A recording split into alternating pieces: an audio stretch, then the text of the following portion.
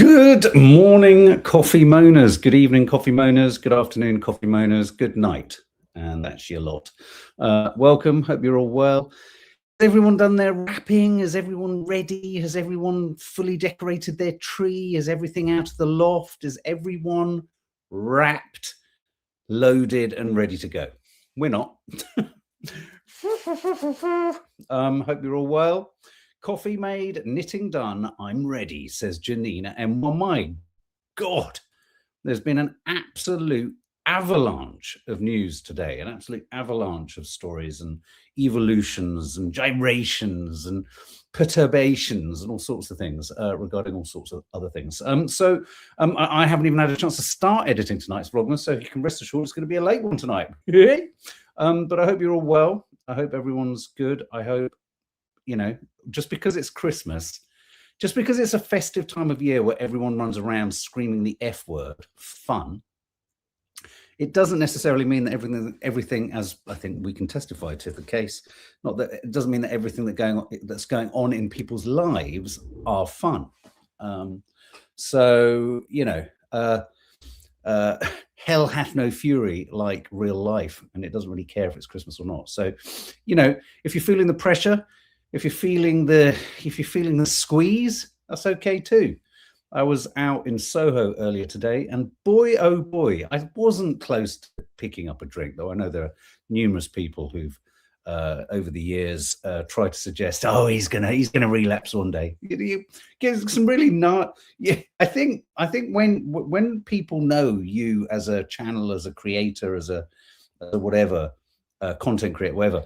As soon as they know you're going through trouble, i.e., you know, with your mum or Nadia with her friend, or you know, whatever, they actually double down on being horrible. It's really weird, isn't it? Anyway, putting all that to the side, we're here for some news. We're here for a chat. Vlogmas is continuing and carrying on.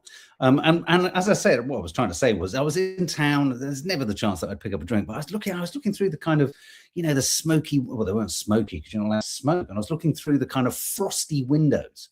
And as I looked through the frosty windows of the Nellie Dean and the Crown and Two Chairmen and the Ship and the Blue Posts, anyone who knows Soho will know them all well. I thought, oh man, wouldn't it be fantastic to go in, have a glass of wine, have a gin and tonic. Never drank it, so that was quite kind of cool. So it was a fiction. It was totally fictional.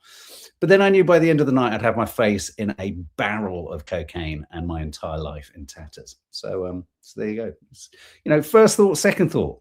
Just, you know, if anyone's struggling with drink, drugs, food, or all of the above, don't do it, guys. It doesn't work. The drugs don't work. The mince pies don't really work. They give you heartburn.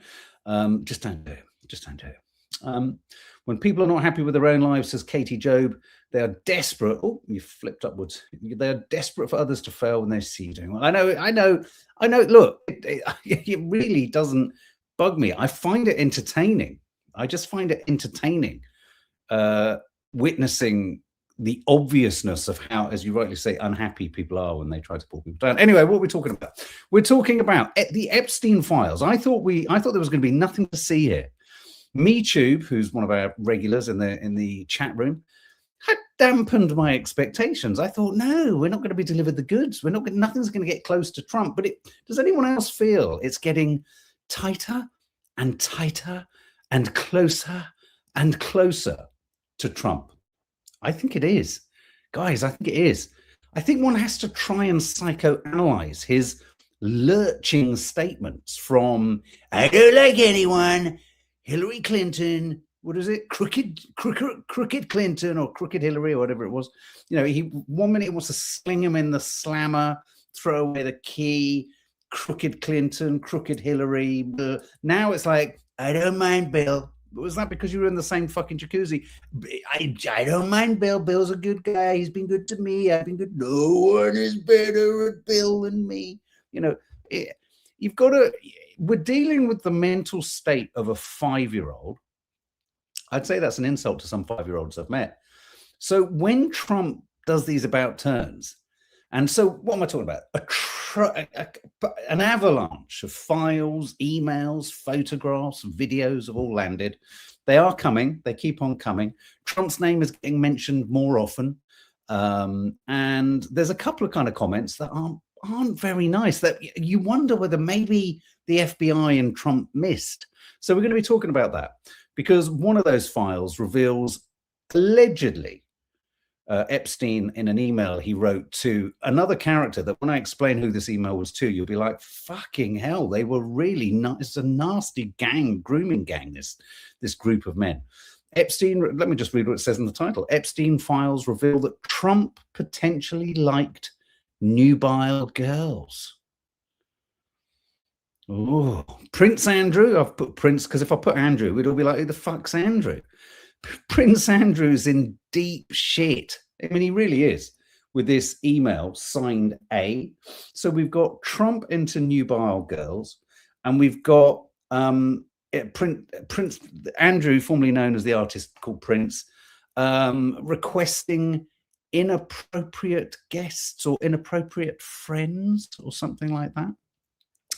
And I created the name of the title just prior to noticing that Greta Thunberg has been arrested for protesting outside an insurance company that's responsible for insuring Elbit Systems, which is the Israeli arms manufacturer. She was protesting outside the insurance firm in support of and in solidarity with the Palestine Action hunger strikers, which we've talked about before. She's been arrested for holding a Palestine Action sign. So we will be playing you clips of Greta Thunberg being arrested too. So I may well end up after this live retrofitting the title and popping Greta in there too. But the other thing I did want to talk about, and this isn't to make, before everyone gets sort of, I'll tell you what was interesting. Earlier today, I was walking through Soho and I heard someone over my shoulder say over my shoulder, "Oh, Maureen, we're such huge fans."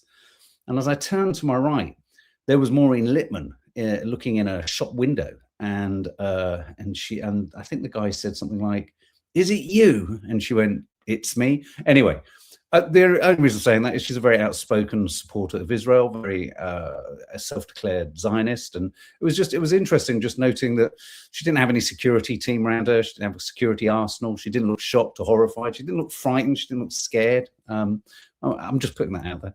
But anyway, I want to ask the question. And this is an honest question. I'm not being facetious.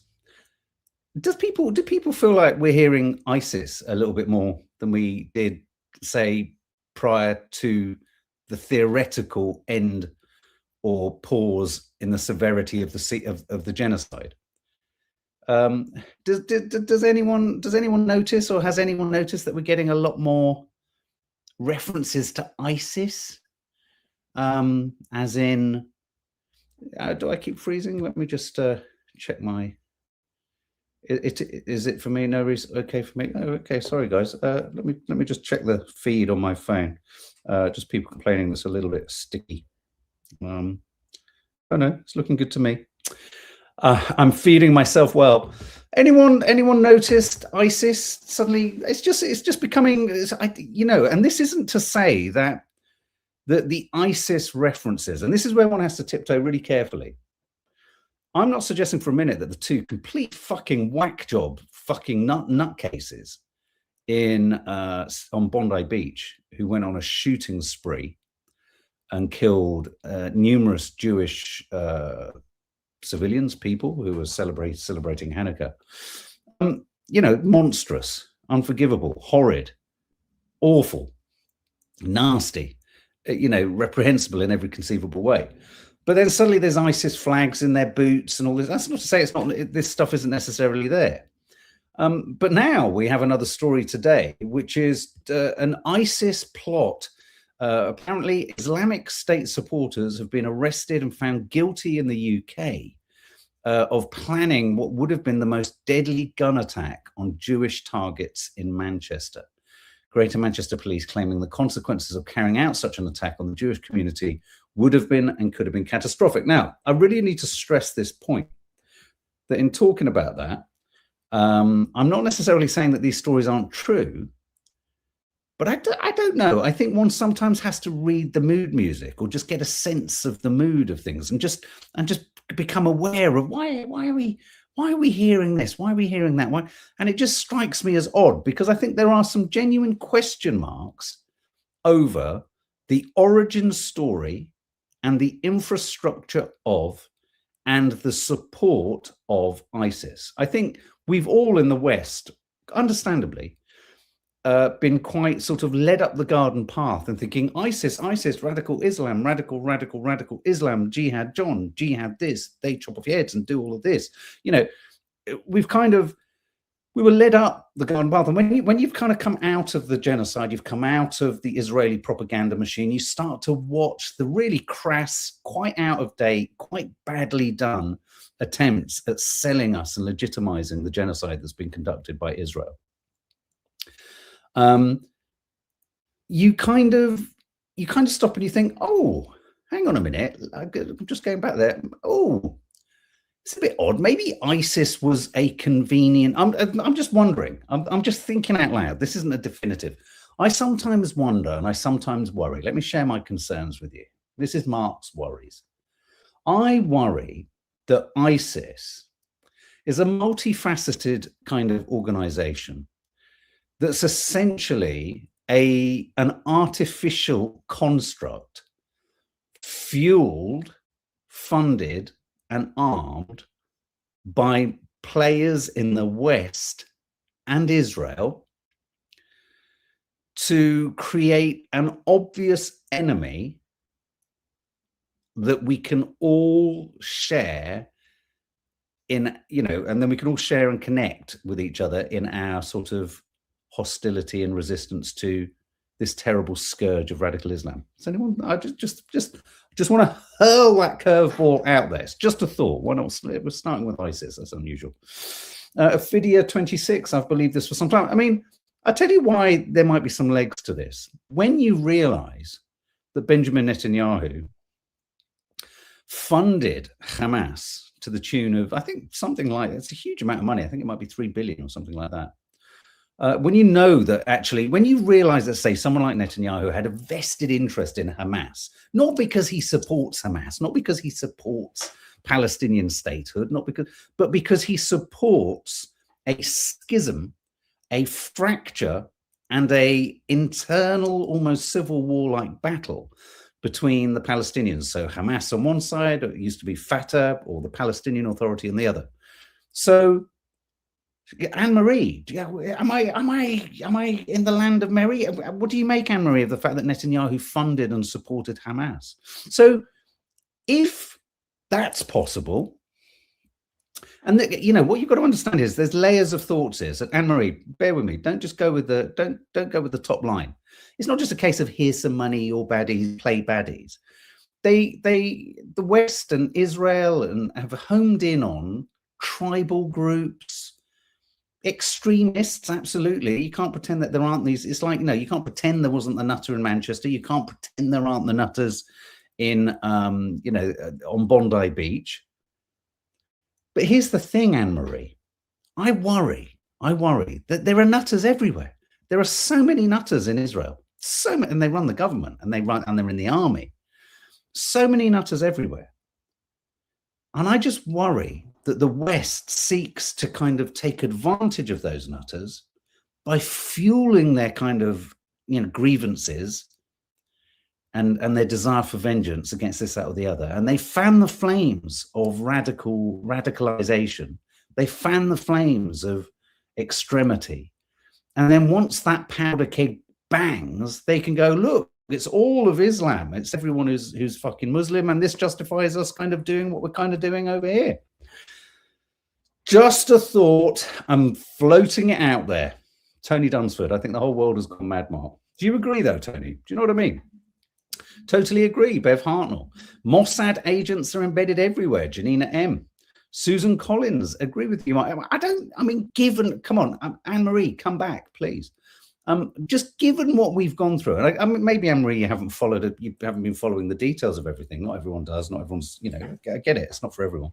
But everything that we've seen happen over the last two and a half years, and then add to that, you know, the history of what's been going on in Israel and Gaza and the West Bank. Do you know what I mean? I just think one has to ask questions. when it feels like the Israeli propaganda machine is seeking to legitimize everything they've done wrong for the last 2 years, I just think we need to ask questions about why are we seeing a lot more stories? And if this list of stories or incidents starts to increase exponentially, this will be used, or will be, this will be used as a kind of as a rationale and a reasoning to defend and justify and legitimize just how awful everything has been for the last 2 years.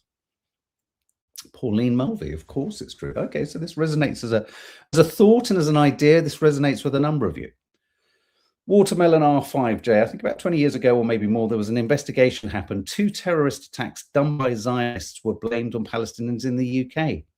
Absolutely agree. Je regarde le film. Totally agree, Mark. People who are divided and in fear are easier to control and manipulate. Absolutely. And I think a lot of people aren't willing to step back and think about things for longer than a nanosecond. So, for example, Tyler Robinson, the guy, is that his name? Tyler Robinson, the guy who's allegedly responsible for shooting Charlie Kirk. Tyler Robinson very possibly went up onto that top and fired a bullet, but it doesn't necessarily mean he actually shot Charlie Kirk. But it's more likely that he didn't even go up there and fire a bullet. But what had happened to him was that he'd been radicalized in some way, and we'll never know. We'll never get to the bottom of, was he massaged there? Was he manipulated there? Was he groomed there? Grooming can happen in lots of different ways. You can feel me lumbering towards a segue, can't you, in terms of stories? So anyway, of course, anyone who's planning an attack, awful. But let's just keep our eyes on the frequency of references now to ISIS in the mainstream right-wing white supremacist mainstream legacy media that has sought all the way through the genocide to legitimize and the appalling behaviors of Israel, and to in no way challenge the assumed narrative of events. Okay.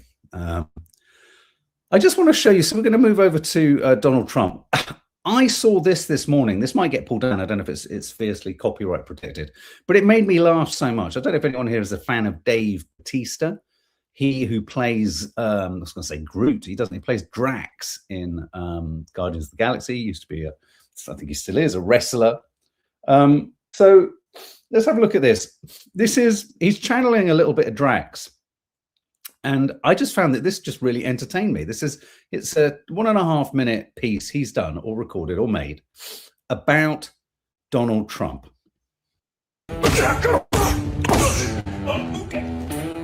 Fellas, we gotta talk. A lot of men seem to think that Donald Trump is some kind of tough guy. He's not. I mean, look at him. He wears more makeup than Dolly Parton. He whines like a baby. The guy's afraid of birds. Donald Trump had his daddy pay a doctor to say his Will feet hurt so he could dodge the draft. Look at that gut, like a garbage bag full of buttermilk.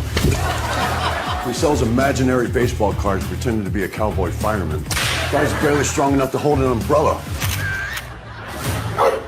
I mean, look how he drinks water. Like a little pink chickadee. He's got jugs, big ones, like Dolly Parton. He cheats at golf. He creeps around beauty pageant dressing rooms. You know that little dance he does? He looks like he's jacking off a pair of giraffes. He's moody, he pouts, he throws tantrums. No, get those lights off! He acts like a 5-year-old behind the wheel of a truck. He bends over for Putin. He's fattier on social media than a middle school bean girl. The guy needs help walking downhill. Almost there, Grandma. So this November, let's stop kidding ourselves. Donald Trump is afraid of rain, of dogs, of windmills, Merle Street, and being laughed at.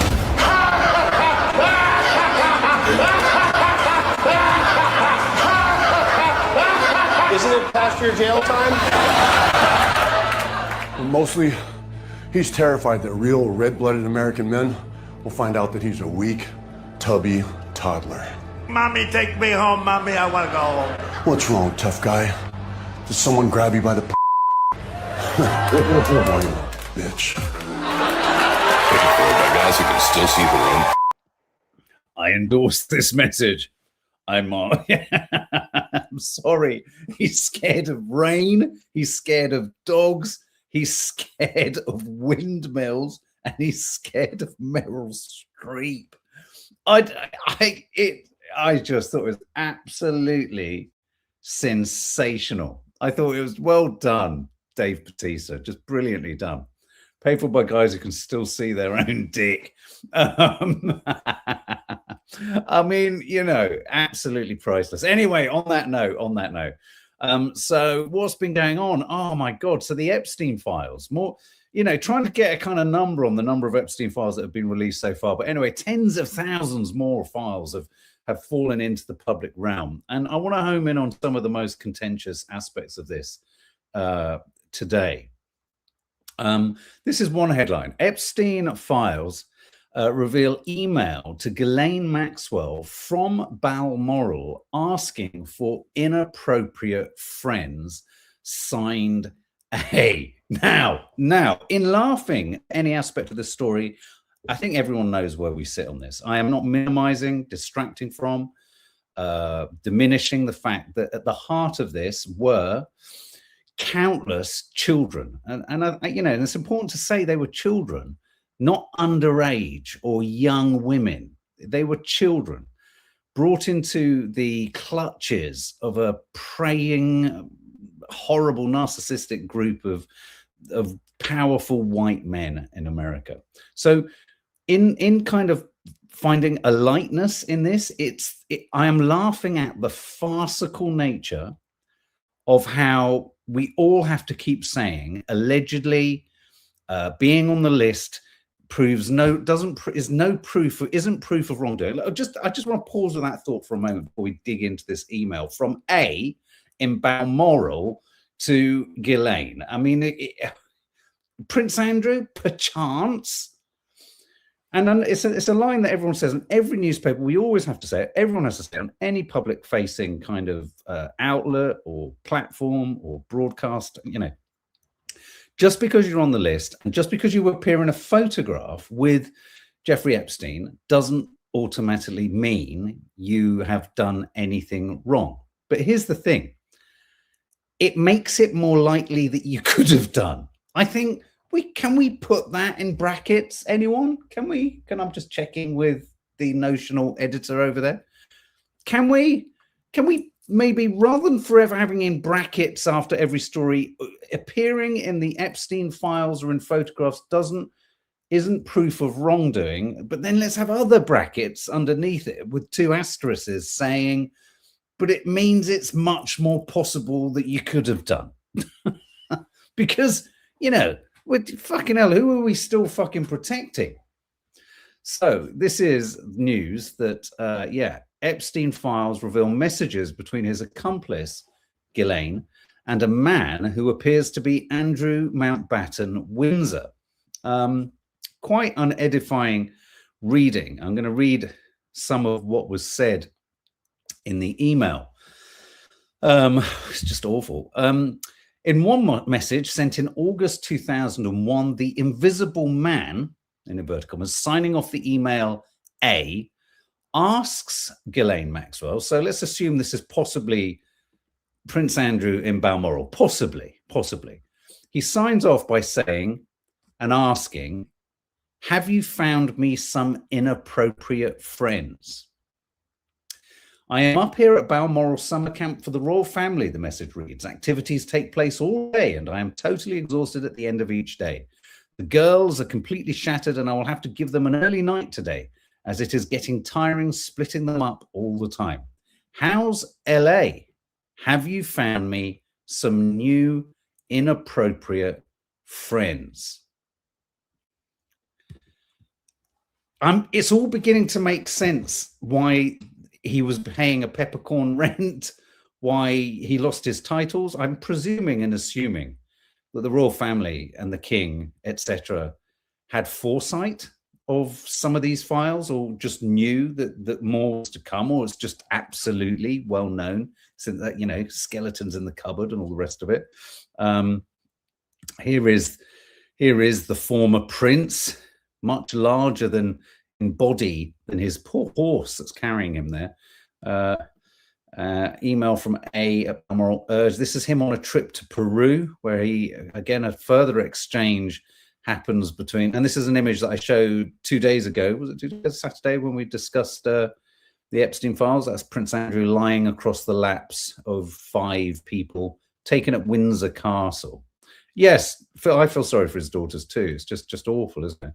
A separate file, listen to this, separate file reveals an exchange between the 2 correspondents in which Ghislaine Maxwell apologizes, as she had only managed to find appropriate friends, to which the invisible man, or A, replies, distraught. Later in February, March 2002, there's also an exchange between A and Ghislaine Maxwell regarding arrangements for a trip to Peru. You just saw the photo of everyone in orange around, including setting up meetings with girls. The forwarded message says, I just gave Andrew your telephone number. I will ring him today. About the girls, how old is he? Asks someone in Peru, helping Ghislaine. I am overwhelmed at the kindness and generosity of the offers that are being made for me. They talk about 2-legged sightseeing for A when he's in Peru. And Ghislaine Maxwell says to her fixer in Peru, I know I can rely on you to show him a wonderful time, and you will introduce him to friends that you can trust and who will be discreet and fun. Oh, that interview. Who wants to say? I think they should rebroadcast the interview with old what's-her-face. You know, the big kind of cheesy interview where he doesn't have any sweat glands anymore.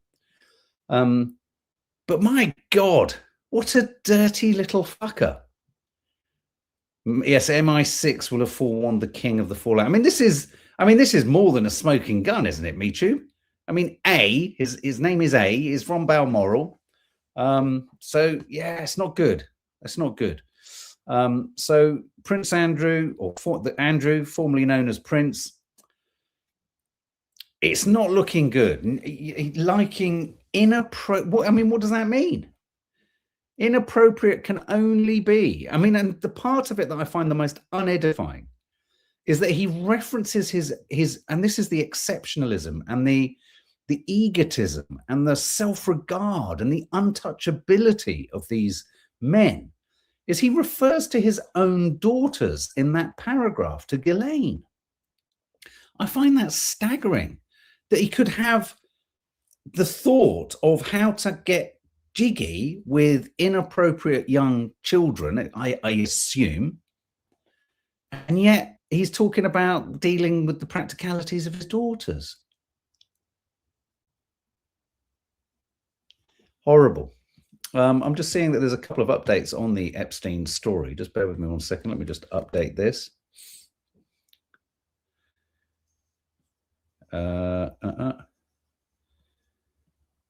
Okay, sorry, I'm just checking. It's because it's an evolving story. Lots of stuff is being released in America as we speak, and we're trying to make a lot of sense of stuff. Okay, well, this is a curious headline here. Justice Department issues a very rare defense of President Trump, saying that some of the Epstein files that have been released in the last 24 hours include untrue and sensationalist claims against Trump. Now, this is clearly, in some degree, an attempt by the Justice Department and the Republicans to get ahead of bad stuff coming down the tracks. I don't know if anyone else, someone keeps saying, sounds good, picture keeps not bothering. Yeah, so if the sound's okay, bear with me.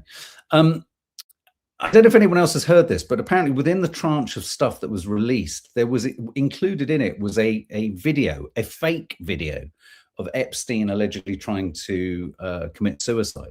Part of me wondered whether there's so many cover-ups and double bluffs and bluffs and double bluffs and people trying to deceive everyone. My worry is that if there's a tape in the Epstein files that's fake, so this is, I haven't got a clip to show you, but if you have a search on Google, it alleges to be a clip of or footage of CCTV footage of Epstein in his cell the day before he died. And it's been proven since that this was the CGI creation of someone online. And so somehow it's got into the files. Here's my worry. Yeah, it is confirmed fake, Persephone personified. But I don't know if you share this concern, Persephone personified. My worry is, could this be, or is this too sophisticated a thought? Me too, I'd love your take on this too. In parking utterly unreliable and clearly fraudulent clips and bits and bobs within the files, could this end up forming a potential alibi or defense for hotter stuff heading towards Trump? So that they can actually say, well, that's fake. If that was fake, if that clip of Epstein was fake, then the PP tape of Trump, I don't know, allegedly, I'm not suggesting there is one, is that fake? Do you get me? Oh, Mitchell, would you, not to give them ideas, but Trump's allies could have flooded the next lot with AI deepfakes. The media will spend so much time trying to figure out what is real or not. Yeah, I mean, less about what the fakes are, but more by, it's that thing of by corrupting the source of evidence, the files, by suggesting they could be not trustworthy, then suddenly they can fan the flames of ambivalence and ambiguity across all of them. Do you know what I mean? I do worry about that. I mean, I hope I'm not jumping the gun. Trump complains Epstein files are damaging people who innocently met him. This is curious. This is a curious about turn from Trump. I thought there were no files. I thought it was all a Russian hoax. By all accounts, more and more people, I can't work out from where, but in various files, various judges, it's been proven that Trump was on various flights a lot more than he said he was. Trump even defends Clinton over Epstein hot tub photos. Trump says release of images of Democrat with Ghislaine Maxwell and others is terrible. And I'm going to read this. I'm going to read you this paragraph in a moment. Let me just show you this one clip that I screen recorded of Trump talking to the recent release. It was a Bill Clinton in the Epstein files, and can you commit to their full release by the end of the year? Some of the victims were protesting that too many of them were redacted. I know there are a lot of people that are angry about all of the pictures of other people, you know, but I think it's terrible. Look, I like Bill Clinton. I've always gotten along with Bill Clinton. I've been nice to him. He's been nice to me. We've always gotten along. Respect him. I hate to see photos come out of him, but this is what the Democrats, mostly Democrats, and a couple of bad Republicans are asking for. So they're giving their photos of me too. Everybody was friendly with this guy, either friendly or not friendly, but they, you know, he was around. He was all over Palm Beach and other places. The head of Harvard was his best friend, Larry Summers, and Bill Clinton was a friend of his. But everybody was. I actually threw him out of Mar-a-Lago, and as a person that was in Mar-a-Lago, I threw him out. Mar-a-Lago, this is Mar-a-Lago. It's the hottest place I think it's the hottest place in the world, but it's.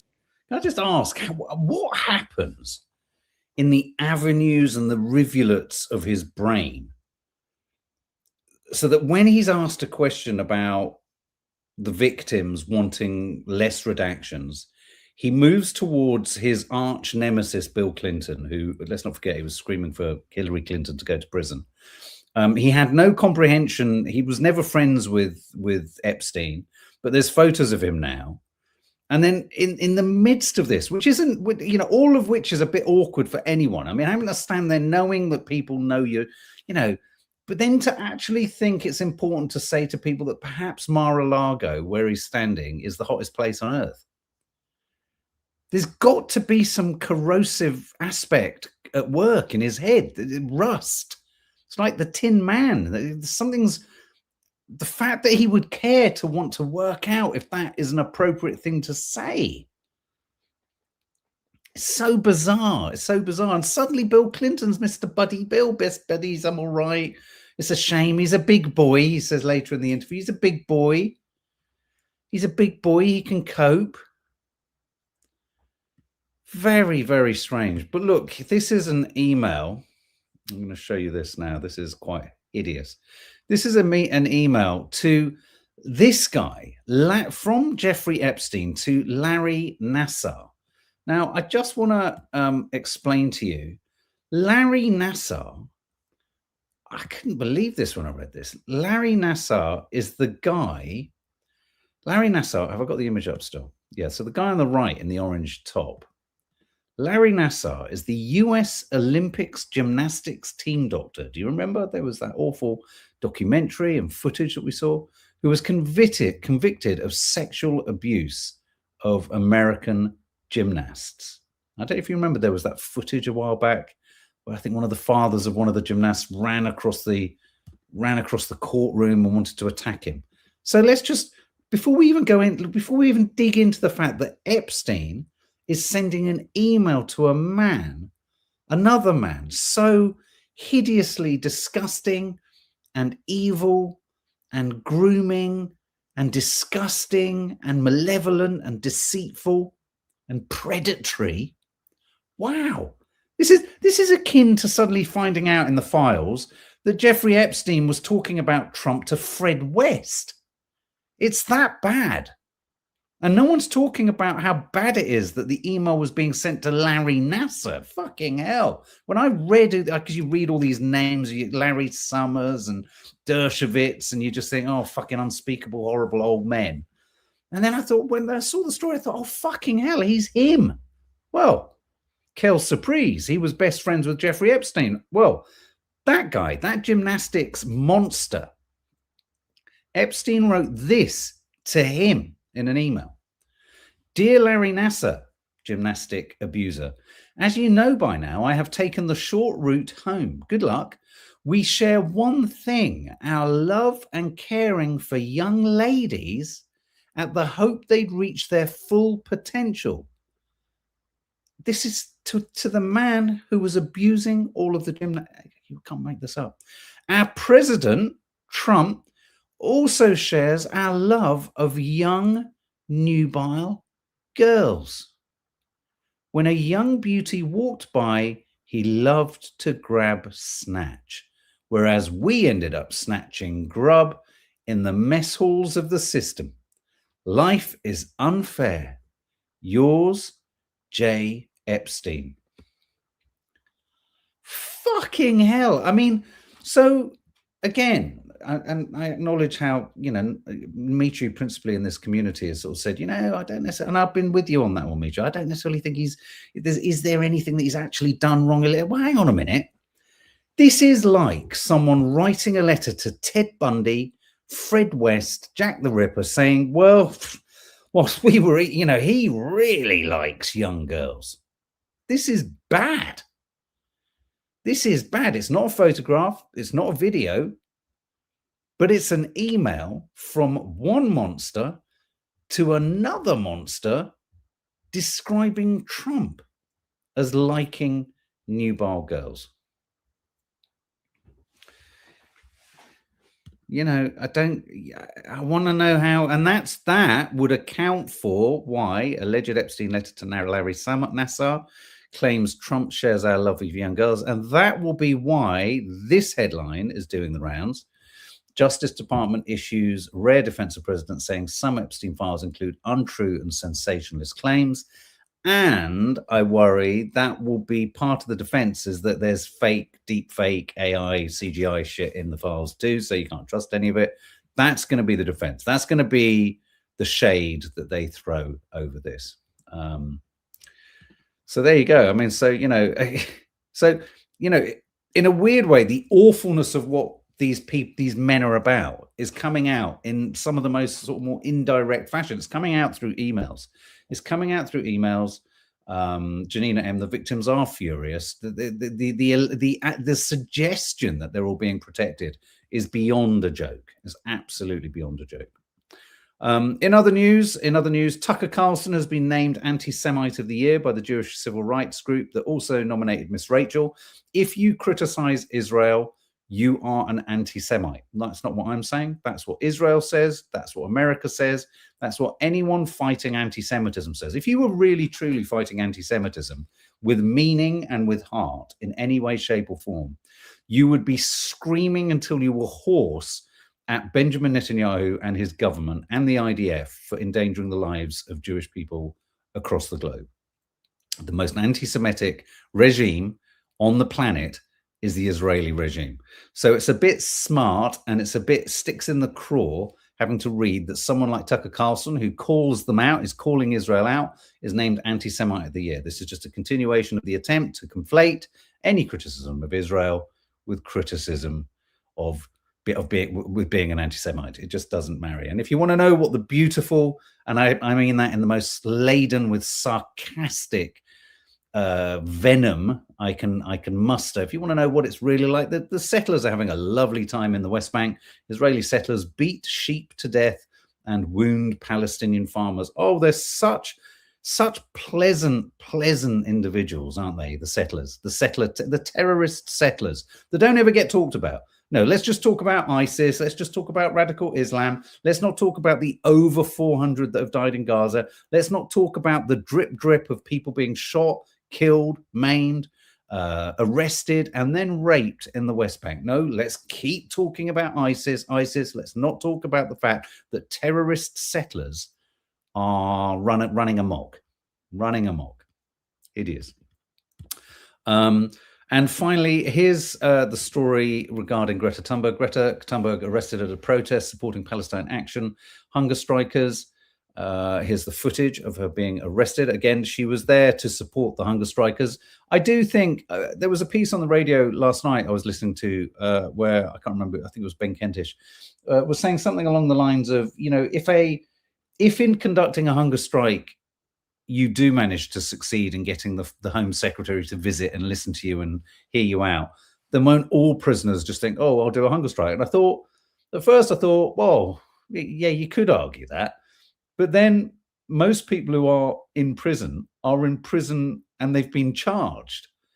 These guys haven't been charged. They haven't been told what the terms of they haven't been fully read their rights. They haven't been given the same freedoms. They're not being charged. So it is not equivalent. It's not equivalent. And I think if Lammy doesn't meet these hunger strikers, if there is one death on his hands, this, and it wouldn't surprise me if there is. Yes, you can get into the rights and wrongs of whether it's, I mean, if it was a relative of mine who was hunger striking, I would be doing everything in my power to advise them it's not the right thing to do because of care, love, worry, fear, concern. But as a government, because this is a political thing and because this is a new law, I mean, they're playing fast and loose. They're being particularly kind of tricksy. It's, you know, this is a new law. Come on. You know, a new law that has been met with massive opposition, not just in this country and not just by Palestinian supporters, but by human rights lawyers within the United Nations and around the world. So, you know, I think hear them out, go and meet them. If that stops them from dying, go and meet them, you know. But anyway, here she is getting arrested. Do you mind? That's what it is. Fucking showing genocide, fucking showing murder. Yes, that's me. Arrested. You're going to stand? 297 CP. You're not going to stand? I'm going to fight somebody. Have you got any items on the Uber? I'll just quickly sort of grab that. Take it away. Take the terror away.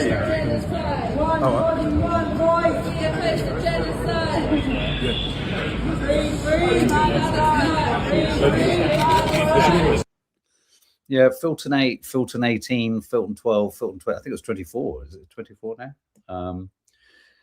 Sometimes you aren't left with any other choice. Exactly. And it's a political thing. It's a political thing. And that's what makes it different. And, you know, if you're in prison for rape, you know, and you go on a hunger strike, then and you were found guilty of rape, then sorry, mate, you're on a hunger strike. But these aren't the same. And so I think for the government to in any way pretend that they are is unforgivable. And I just want to leave now with boxer Ty Mitchell, who gave teeny tiny Tommy, well, I think he made teeny tiny Tommy fart with fear a little bit. The thought of teeny tiny Tommy farting is horrible.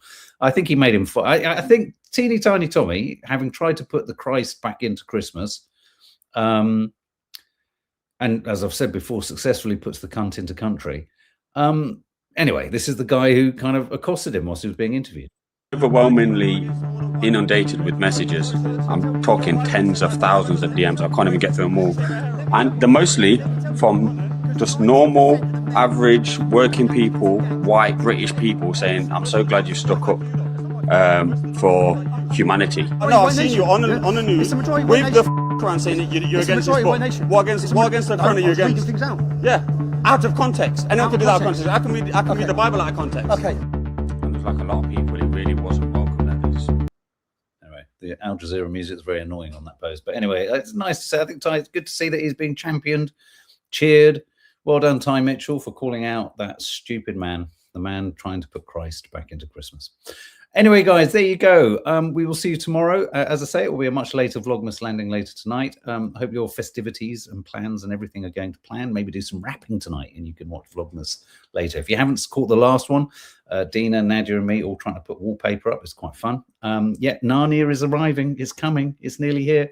Okay, guys, have a lovely evening and we will see you tomorrow.